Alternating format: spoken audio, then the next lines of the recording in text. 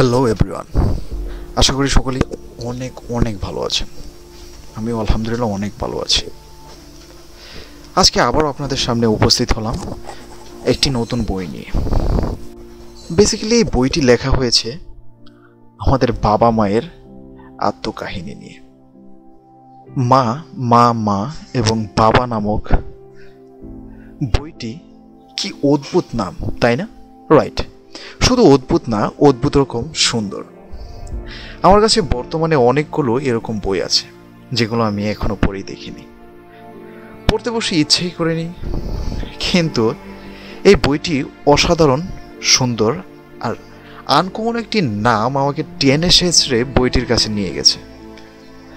আর যে আমি বই পড়তে অনেক সময় নেই, এই বইটি তার থেকে একদম ভিন্ন। এক বসাতে আমি বইটি শেষ করেছি। 175 পৃষ্ঠার এই বইটি কিন্তু এক বসাতে পড়া চারটিখানি কথা নয়।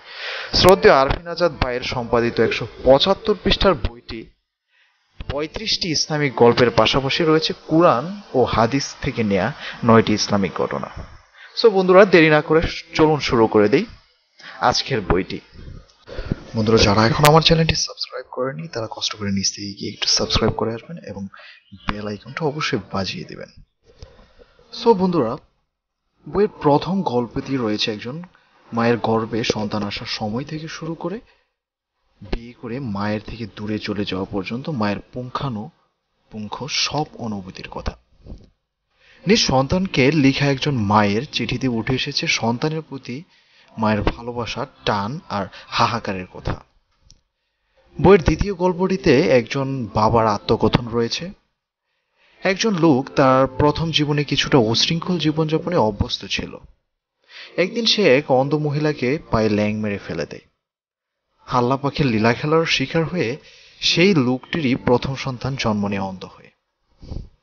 কিন্তু সে তার নিজের প্রতিবন্ধী সন্তানকে প্রচুর অবহেলা করতে থাকে এবং পরবর্তীতে জন্ম নেওয়া তার দু সন্তানকে স্নেহ মমতার আগলে রাখে কেবলমাত্র। কিন্তু মহান আল্লাহ পাকের অশেষ কৃপায় সেই ছেলেটির একদিনের আচরণ বদলে দিয়েছিল উশৃঙ্খল সেই বাবার জীবন।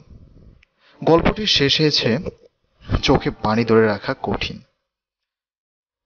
তৃতীয় গল্পটিতে একজন মা সমুদ্রের পাড়ে একটি ত্রিকোণার চাদরের উপর বসেছিল ছেলেটির জন্য। মা সেই কখন থেকে অপেক্ষা করছে ছেলেটির জন্য। মহিলাটির ছেলেটি তাকে এখানে অপেক্ষা করতে বলেছিল। কেই বা জানে ছেলেটি আর ফিরবে না। যাবার সময় ছেলেটি মায়ের হাতে একটি চিঠি রেখে যায়।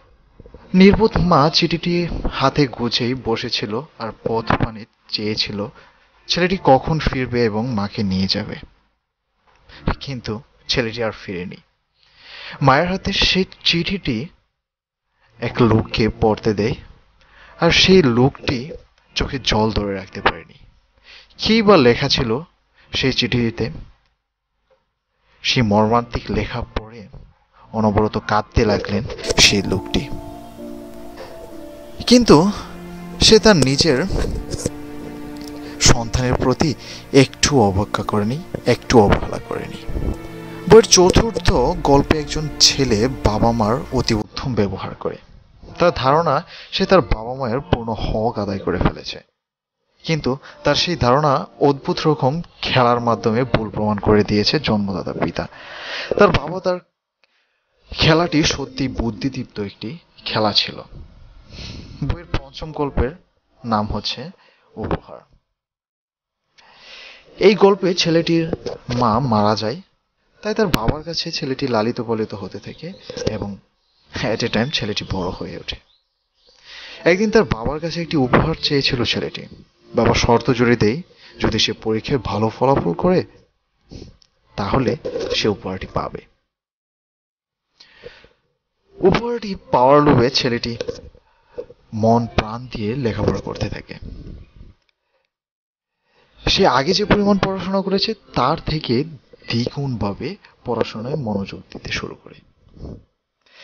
ছেলেটি পরীক্ষার ফলাফল বের হলো এবং কৃতিত্বের সাথে ছেলেটি উত্তীর্ণ হলো। সে তার বাবার কাছে উপহারটি চাই। তার বাবা তাকে একখানা কোরআন শরীফ উপহার দেয়।